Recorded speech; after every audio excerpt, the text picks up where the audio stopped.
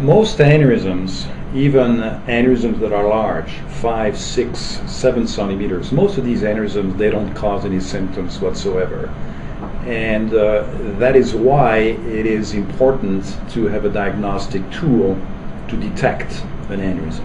But most patients actually have an incidental test. For instance, they would have a kidney stone, or they would go to the emergency room with abdominal pain due to something totally unrelated to their aneurysm, which they have, but they didn't know about it. And it's through an ultrasound or a CAT scan, a CT scan, looking for something to explain the patient's symptomatology when they present to the emergency room or to their primary care physician, whatever. And then we get a CAT scan and say, oh my God, there's a large aneurysm. So usually that's how they're detected. But 90% plus of aneurysms are asymptomatic. What it means is that you may be a 65-year-old healthy man, running every day and keeping your health in check, and then you may actually have an aneurysm and you wouldn't know about. People who are at risk of having an aneurysm, it usually, I wouldn't say usually, but there's a strong family history. So there's clearly a genetic component to this.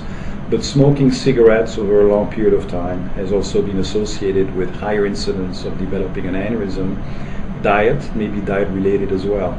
But the genetic, the family thing is probably the strongest predictor of having an aneurysm. Many patients we do see have an aneurysm. I always ask, do you have anybody in your family that you may know who's had an aneurysm? And more often than not, people will say, well, my grandpa had an aneurysm, or my uncle. So it clearly runs into family. And it's important to know that, because many patients, they have siblings that are, who are alive. And so I obviously tell patients to actually convey that information to their close ones, their loved ones, so that they can have an ultrasound, which is a very easy test to perform to detect an aneurysm that's otherwise silent.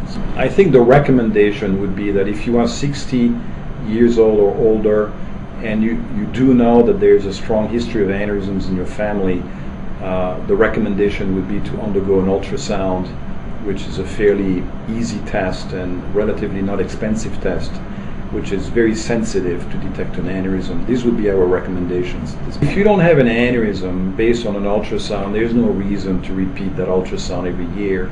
But if you have an aneurysm that, let's say, measures 3 centimeters or 3.5 centimeters, then we would recommend to get a testing again every year, just to make sure the aneurysm is not growing.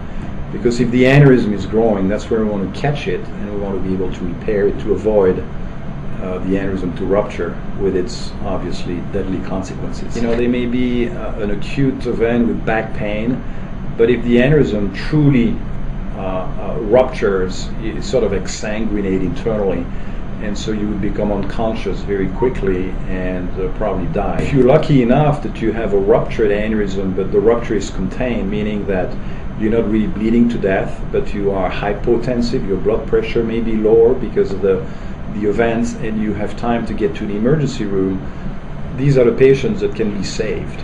But if you may be sitting at home or even driving your car, and if you rupture an aneurysm, you can die very quickly from a rupture.